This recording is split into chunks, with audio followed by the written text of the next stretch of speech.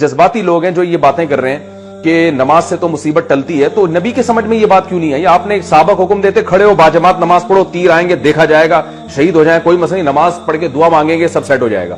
اور بھائی اسباب یہ کہتے ہیں کہ تیر جب آتا ہے نا، گولی جب آتی ہے تو وہ نمازی اور روزے دار اور بے نمازی میں فرق نہیں کرتی۔ آپ نمازی کے یہاں رکھ کے بندوق چلائیں گے وہ بھی مرے گا، چرسی کے رکھ کے چلائیں گے وہ بھی مرے گا، یہ گراؤنڈ ریئلٹی ہے۔ اسی وجہ سے تو نبی نے حکم دیا کہ جب نماز میں سانپ نظر آئے تو نماز توڑ کے سانپ کو مار دو، یہ صحیح حدیث ہے۔ یہ تھوڑی حکم دیا کہ نماز میں سانپ نظر آئے تو کوئی بات نہیں، تمہارا بھی اللہ سے کنیکشن ہے اور نماز بلاؤں کو ٹالتی ہے، تو یہ سانپ کیا بلا، یہ خود ہی ٹل جائے گی، تم نماز نہیں چھوڑنا، بلکہ حکم دیا نماز چھوڑو پہلے سانپ کو مارو۔ کیا مذہب کا بھائی کیا تصور پیش کیا جا رہا ہے؟ یہ جنونی قسم کے جو لوگ ہیں، کیوں مذہب کا بیڑا غرق کر رہے ہو، کیوں لوگوں کو برباد کر رہے ہو مذہب کے نام پہ؟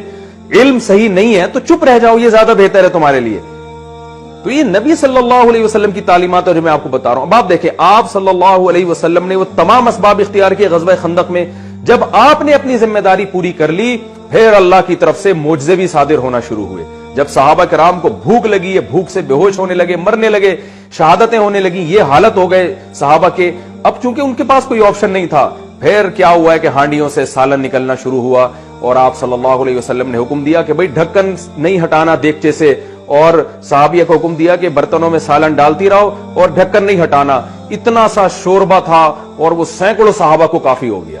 اب اللہ کی طرف سے معجزے ہوئے ہیں، اب اللہ کی مدد آئی ہے۔ آپ اپنی ذمہ داری بھائی پوری کرو، چاہے وائرس کے بارے میں ہو، چاہے وہ کورونا وائرس کے بارے میں ہو، چاہے وہ صحت کے بارے میں ہو، چاہے وہ ڈیفنس کے بارے میں ہو، اپنی ذمہ داری آپ نے پوری احتیاطی تدابیر کرنی ہے۔ اس کے بعد پھر اوپر سے اللہ سے دعائیں مانگیں، مدد آئے گی۔ پیڑے کھانے کے بعد آپ دعا مانگو گے، مدد نہیں آتی اللہ تعالیٰ کی، مرواؤ گے آپ لوگوں کو۔ تو یہی ہو رہا ہے، آپ جو ہے نا اس طرح کی فضول قسم کی باتیں، جو بے روزگار کم بخت گھر میں پڑا ہوا ہے اس کو کہا جاتا ہے کہ جاؤ یار کچھ پڑھو لکھو کچھ کام کرو، نہیں جی رزق تو اللہ کے ہاتھ میں۔ میں دیکھتا ہوں ہمارے ہاں ایک شوگر کے مریض تھے، ہوٹل میں بیٹھے ہوئے چائے پی رہے، چینی آئی تو چائے میں چینی ڈال رہے ہیں۔ ایک آدمی نے ان کو کہا کہ حضرت آپ شوگر کے مریض ہو، چینی ڈال کے پی رہے ہو۔ انہوں نے کہا بھائی جان موت زندگی اللہ کے ہاتھ میں ہے، جب مارنا اللہ ہے، بچانے والا، بچانے والا کون ہے؟ اللہ ہے۔ تو میں اس وقت چھوٹا تھا، مجھے شروع سے ہی بے عقلی کی باتیں سمجھ میں نہیں آتی ہیں الحمدللہ، تو میرا دل چاہا کہ میں ان سے بولوں کہ مارنے والا بھی اللہ ہی ہے۔ ایک بات کر رہے ہو کہ بچانے والی ذات اللہ کی ہے، تو کیا یہ جتنے لوگ جو مرتے ہیں یہ کس نے مارے ہوتے ہیں؟ گورنمنٹ نے مارے ہوتے ہیں؟ کس نے مارے ہوتے ہیں؟ اللہ ہی مار رہا ہوتا ہے سب کو۔ تو جو بچانے والا ہے وہ بھی اللہ ہے اور مارنے والا بھی اللہ ہے، اور اللہ کا قانون یہ ہے کہ جو کوشش کرتا ہے اکثر اس کو بچا لیا جاتا ہے، جو کوشش نہیں کرتا وہ اکثر مر جاتے ہیں۔